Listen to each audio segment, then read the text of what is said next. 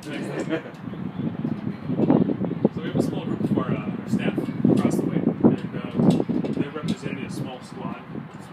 Actually, kind of like a quarter of a squad. A full squad would have been 12 soldiers. We showed us different ways that soldiers could be maneuvered from point A to point B, whether it's going on a work detail or in combat. They march the same way. Now this is a company front. Imagine a full company, close to about 50 to 60 soldiers, marching the same exact style. Very methodical, very slow, shoulder to shoulder. And they were marching forward in the company front. Now they're marching in a left oblique. A little oblique is kind of, they take a step left with their left foot, but they're still going forward with their right. It kind of shifts the front a little bit.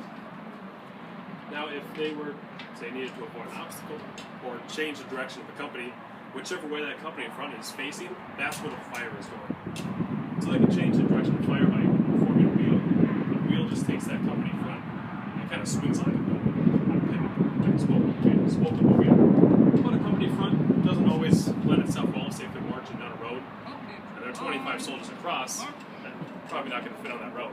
So they can go to a column, like we just saw, and if they needed to go back into that company front to either stop or fire on the enemy, they can quickly deploy back into that company front. That company front is really the main fighting weapon. The single weapon this time is really the company formation led by an officer. Individual soldiers are not doing too much. The squad is not really doing too much together by themselves. It's really the company, the 50 or 60 soldiers firing in mass with those smoothbore muskets, which we'll talk about later. But they're also wearing their the summer service uniform. It's just a plain uniform made of undyed cotton, very cheap for the Army to make at the time. And it's just kind of an everyday uniform. Now they'll be going through manual alarms. That manual alarm sign, and inspection first.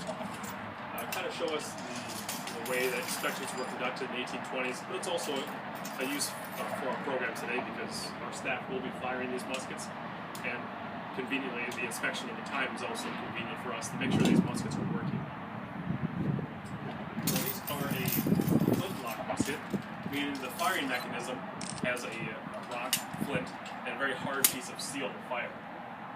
Of course, when those two crash together, create sparks, and it'll ignite gunpowder, a series of gunpowder. There'll be a little bit of gunpowder as a fuse poured into a pan, which will fire off the main charge that's been poured down the barrel.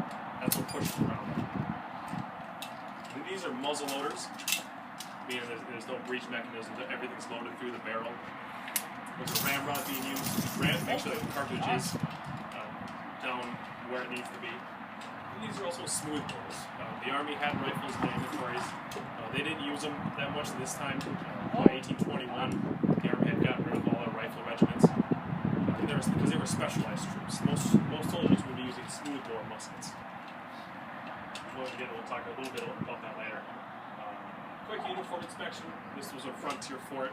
White uniforms, a lot of work. Probably would equal dirty uniforms.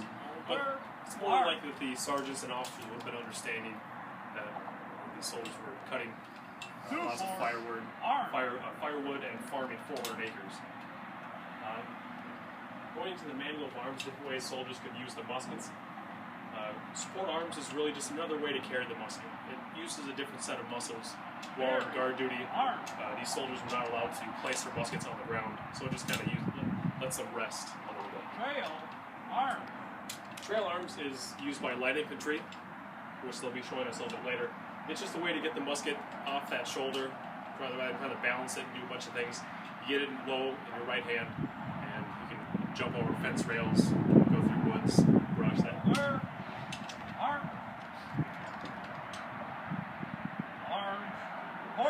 The arm support is an offensive gesture.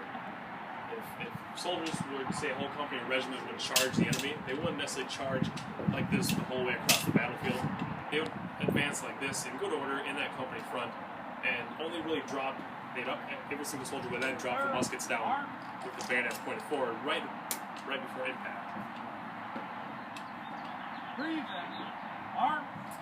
Present arms is a salute rendered to, say, the national colors, president, officers, that sort of thing. Very formal, special occasions.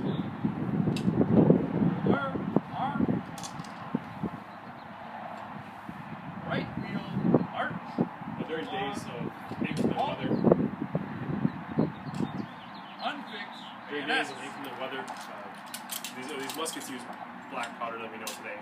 Called powder back then. And if that gets wet, it doesn't burn. You know. So, the way to protect the musket, the barrel is fairly large. It's a 69 caliber barrel, and water could get inside really easy. So they keep the powder dry. They point the barrel down. You know, it's the firing mechanism. The lock itself is tucked underneath the armpit.